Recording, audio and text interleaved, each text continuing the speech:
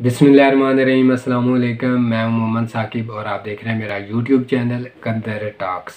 इस वीडियो में हमने किसानों पे बात करनी है, किसानों के हालिया एहतजाज पे बात करनी है और ओवरऑल पे बेचारा जो पाकिस्तानी किसान है उसकी ज़िंदगी पे बात करनी है कि आखिर पाकिस्तानी जो किसान है वो कसमापुसी की हालत में ज़िंदगी क्यों बसर कर रहा है।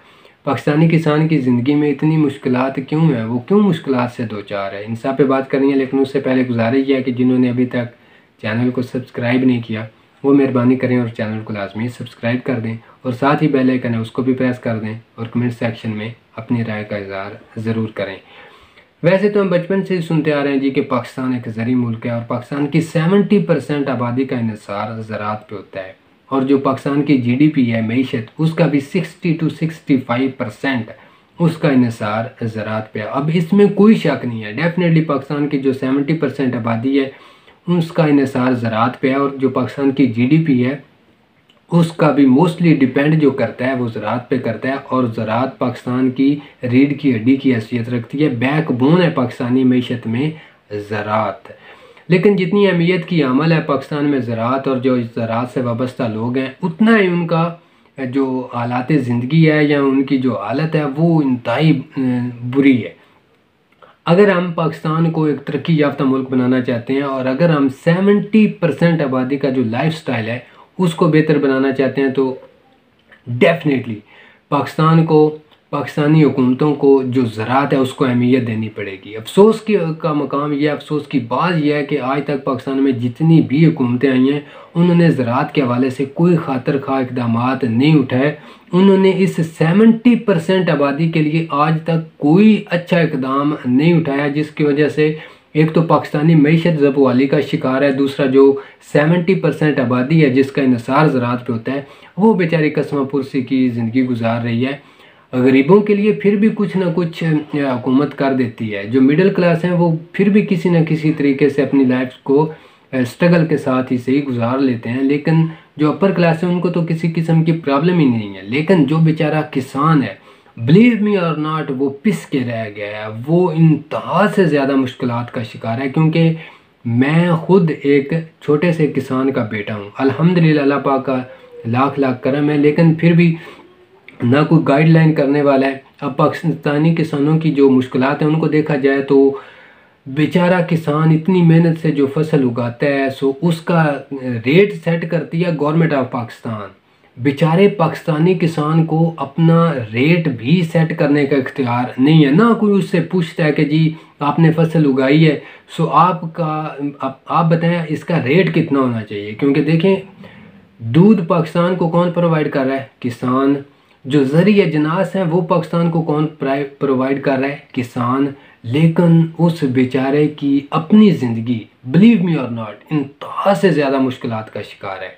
अब इसका कसूरवार कौन है? इसका कसूरवार बेचारा किसान नहीं है, इसका कसूरवार टोटल हमारी गवर्नमेंट्स है, मौजूदा और साबका।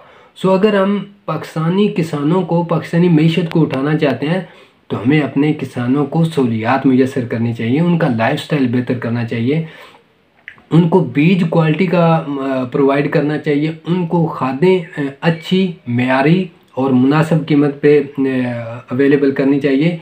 उनको मशीनरी जो है आज के दौर में मॉडर्न मशीनरी उसकी बहुत ज़्यादा अहमियत है।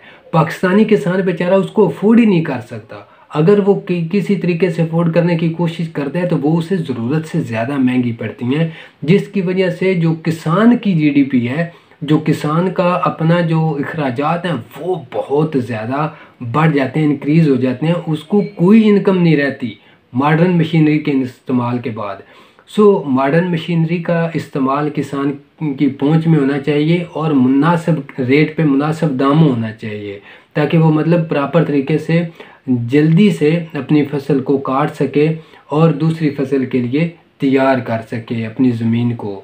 सो ये मुश्किलात हैं हमारे पाकिस्तानी किसान की, ना उसका कोई दुख समझने वाला है, ना कोई उसका दर्द रखता है, बल्कि उसकी मुश्किलात में इजाफ़ा करने वाले बहुत हैं, लेकिन उसका कोई पुरसाने हाल नहीं है, उसकी हेल्प करने वाला कोई नहीं है, उसको गाइडलाइन देने वाला कोई नहीं है। मिसाल के तौर पे जो छोटे किसान हैं, अब उनको गाइडलाइन देने वाला है ही कोई नहीं कि भाईजान कैसे आप कौन सी फसल बो कर काश्त करके अपना जो मुनाफा है उसको बढ़ा सकते हैं। वो वही पुराने तरीक़ों से बेचारे जो फसलें हैं वो काश्त किए जा रहे हैं, ना उनमें उनको कोई मुनासिब मुनाफा हो रहा होता है, बल्कि उनकी जो ज़िंदगी है वो मज़ीद बर्डन का शिकार होती जा रही है, उन पर बर्डन बढ़ता जा रहा है।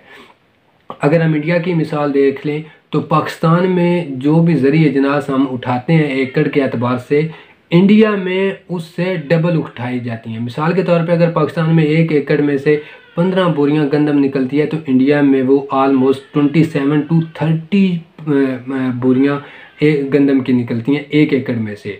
अगर हम देखा जाए ऑस्ट्रेलिया या दूसरे तरक्की याफ्ता ममालिक में, जैसे अमेरिका हो गया, जैसे कनाडा हो गया, तो वो अपने किसानों को बहुत रिगार्ड करते हैं, बल्कि वो जो भी चीज़ ख़रीद रहा होता है उस पे मेंशन किया जाता है कि भाईजान आप उगाने वाले का शुक्रिया अदा करें। मतलब बहुत ज़्यादा रिस्पेक्ट की जाती है किसानों में, और किसानों को उनकी ज़मीनों तक जो पक्की सड़कें वो अवेलेबल की जाती हैं ताकि उनको आमदोरफ्त में कोई प्रॉब्लम ना हो, उनको अपनी अजनास ट्रांसफ़र करने में कोई किसी किस्म की दिक्कत ना हो। बल्कि जो गवर्नमेंट्स हैं, जो तरक्की याफ्ता ममालिक की गवर्नमेंट्स हैं, वो हर तरह से अपने किसानों का ख्याल रखती हैं, चाहे उनको कर्ज़े देने के हवाले से हो, उनको अच्छी खादें देने के हवाले से हो, उनको बीज देने के हवाले से हो, चाहे जो मंडियां हैं उनमें अगर किसी सब्ज़ी का रेट कम है या गंदम का रेट कम है या किसी और अजनास का रेट कम है, लेकिन तरक्की याफ्ता ममालिक की जो गवर्नमेंट्स हैं वो अपने किसानों से महंगे दामों चीज़ें खरीद कर